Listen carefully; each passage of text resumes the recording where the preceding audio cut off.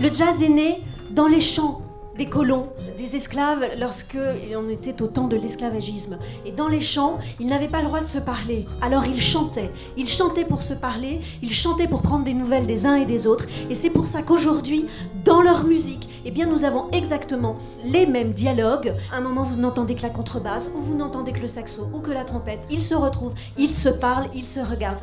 Et l'histoire nous conduit donc dans ces grands voyages que vont effectuer les musiciens. Louis Armstrong qui arrive en Inde, Duke Ellington également. Nous sommes en 1963 quand a lieu cette tournée. Alors, le choix des artistes jazz d'accomplir ces missions est donc ambigu. La seule chose, c'est que eux, c'est finalement une occasion extraordinaire d'aller jouer dans le monde, de se faire entendre, de se faire découvrir.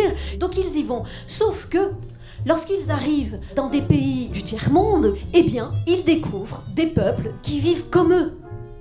Et là, les États-Unis n'avaient pas anticipé cela. Ils n'avaient pas anticipé que leurs musiciens allaient aller bien au-delà de la mission parce qu'ils allaient se retrouver avec les populations vers lesquelles ils se rendaient dans le monde entier. Et donc l'histoire a été double et c'est pour cela que ces musiciens ont d'un seul coup compris le rôle qu'ils allaient jouer. On n'était plus dans une démarche politique, on était tout simplement dans une démarche humaine à travers la musique.